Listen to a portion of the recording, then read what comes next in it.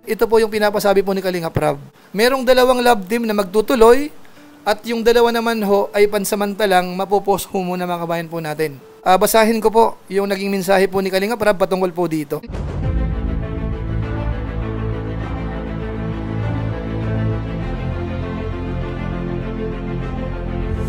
Ayun, shoutout guys. Muli po, welcome to my YouTube channel. Ito po si Kuya Julay, ang inyong katugang, ang inyong kalingap na muling babati po sa inyo ng magandang araw, magandang gabi.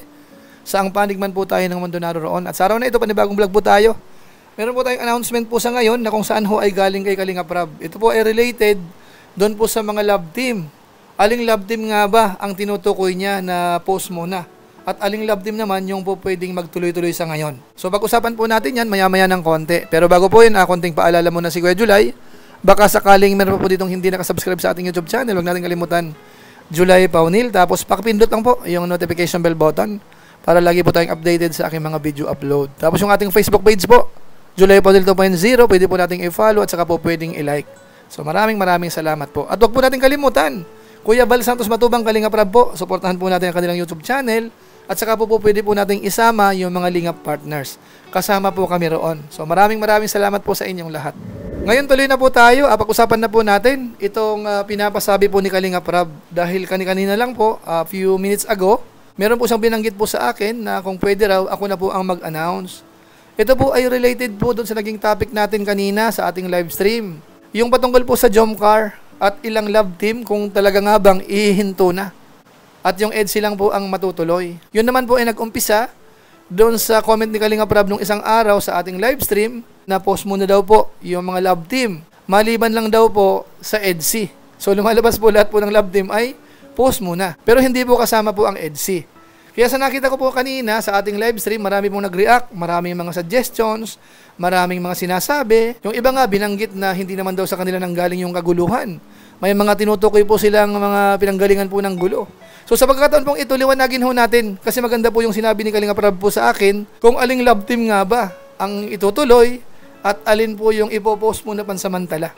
Pero bago po yun, kuha lang po ako ng short clips doon sa live po natin kanina patungkol po dito sa bagay na ito. Ang sinabi lang po doon sa comment po ni Kalingap Rab, post muna. Okay, sa word po na post muna, alam niyo po yung nagpi-play ka, pinost nyo. Di ba, nag-play tayo ng tape, pag sinabi mong post, ibig sabihin po noon, naka-ready siya na magtuloy. Doon po sa word na post ho, yan, medyo para sa akin po, post muna. Iba yung sa stop. Pag stop, click na yung karaoke mo nun, click, stop na siya eh. Pag sinabing post ho, post muna yan. Pag nag-repindot ka, play yan, tutuloy yan. Kahit yung mga modelo ng phone ngayon, nagbi-video ka, post mo. Ibig sabihin, kaya pinost yan, kasi itutuloy mo. Yung post ho, mahalaga yon. Dapat i-consider po ng mga nasasaktan na po sa ngayon. Ano po? Post ang ginamit. Pangalawa, ang sinabi po doon, post mo na lahat ng love team. Lahat. Maliban sa EDSI. Okay, so mag-analyze tayo. Anong love team o kaya anong tandem ang existing pa sa ngayon? Okay, may Jomcar. So maaaring i-claim yung Jomcar, baka kami yun. Jomcar, ibig sabihin ba, is post na. Pangalawa, yung Franjoy. Franjoy. Madadamay din ba eka? Paano yung Krista? May Chris. Ibig sabihin, stop din yun. So, mag-iisip tayo na, imposible namang i-stop ang Chris. Parang imposible namang i-stop ang Franjoy. Hindi depende sa sitwasyon ng Franjoy, no? Ngayon, kung sa Jomcar naman, kung i-relate mo dun sa issue, yung kapiranggot na issue na kung saan naman ay unti-unti namang pinapatunayan ng ilang mga supporters, di ba? Parang alanganin namang mag-conclude ng ganun. Hindi ko ma-imagine na lagyan ko ng konklusyon na stop na talaga, na wala na. Hindi po. Kung ako ang tatanungin. Alam niyo kung bakit, sa Jomcar tayo, alam niyo kung bakit? May trip pa nga sa Vietnam ang Jomcar Ako po, ayoko pong bigyan kayo ng parang false hope. Yan ang number one ayaw ko yung paaasahin ko kayo. Hindi kami nag-usap about dito. Ito po, ina-analyze ko lang po base sa kanyang comment. Ayoko magbigay ng false hope na, Kuya Julie, pinaasa mo kami. Yung pala, hindi itutuloy. Sa ngayon po, yung pagkakasabi ni Kalingap Rab kasi, post muna. Ibig sabihin, wala muna yan. Wala muna. Except sa EDSI. So, ang iba nagtatampo, bakit hindi na nilahat? Bakit tinira pa yung EDSI? So, baka may nakaumang siya na vlog para sa EDSI na. Kasi, alam mo, dapat maintindihan natin, baka may mga sponsor na nakapadala na, o kaya may mga event na, o kaya nakapag-shoot na, o maraming pwedeng i-consider natin, o kaya mag-anniversary, o kaya kung ano man po. So, maraming factors yan. Kung isama yung na sa tingin ni Rab, totoo, Ayaw kasi magkakaroon ng issue yun. Hindi ko isasama yun. Di ba? Maging issue yun eh. So, ang pinupunto ko lang po dito, wag nating kaagad, pag sinabing post muna, tapos nag-conclude tayo ng stop na, tapos masama loob natin. Binigyan natin ng stress yung sarili natin. Okay, so wag pa-apekto EDC supporters, nanggugulo lang yan para magkaroon ng pagdududa. Hannibal C. Ronald Darango, ayan, dapat kasi tanggapin na may bashing. Kasi hindi naman yan mawawala, dapat ipaglaban. Hindi yung mananahimik lang siya. Isipin lang po natin ganito. May punto naman po kayo, pero isipin lang po natin na sobra-sobra na. Kumbaga po, kahit tayo, di ba? Minsan mararamdaman natin yun eh. So, yan po ay makakatulong pa rin po yun sa bandang huli. Sasabihin niyo po yan pag nag-resume na po uli. Okay lang pala yung ginawa ni Rob. Minsan ganun po yan eh. Antabay lang po tayo, antabay lang po. Dapat kasi tanggapin na may bashing, nabasa na natin. Crisanta Costales. At least ang Jomcar kahit nakapost, napapanood pa rin natin sila kay Kuya Val. So yan po mga kalingap, yun po yung ilan sa clips po doon sa live natin kanina. Patungkol po sa pinag-uusapan natin sa ngayon. At nakita natin, iba-ibang reaction po dyan. Bagamat hindi ko po nabasa lahat.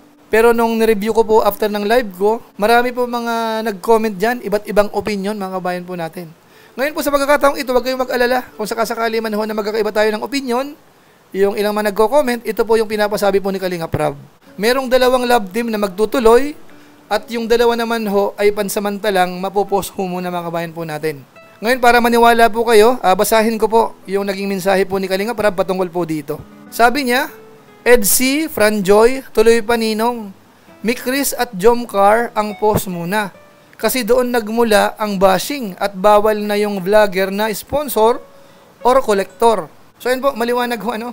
So lumalabas po sa ngayon, yung Franjoy at saka po EDC, tuloy po yung pagbablog. Pero yung Jomcar ho at saka yung Mikris, post daw po muna. So hindi ko po alam kung ano po magiging reaction po ng mga viewers po natin sa ngayon. Pwede nyo naman pong i-comment po. Pero ang sa akin po dito, gaya po nung binanggit ko doon sa ating live stream kaninang umaga, pag sinabing post ho, medyo may pag-asa pa po yun. Actually po, yung bagay na yun, tinanong ko po kay Rob at meron po siyang sagot. Ito po yung aking tanong. Sabi ko, yung post ba ay pansamantala lang? Pwede pa rin ituloy kapag maging okay na? Tapos yung sagot niya, opo, pansamantala lang. So yun po mga kabayan po natin, yun po yung aking tanong at saka yung kanyang sagot. Sana po maliwanag yun. Yung pansamantala po na nakapost sa ngayon, yun po ay pansamantala lang. Anytime ho ay po pwedeng ituloy naman. So sa ngayon po, dalawa lang po ang aabangan natin sa ngayon, nalalabas po sa kanyang main channel mga kabayan po natin. Yun po yung EDC at saka po yung Franjoy. Bagamat alam ko po na may magre-react po dyan, pero ang pakiusap po natin, sana ho wag masyado tayong maging bayolente o kaya rebelde ang dating.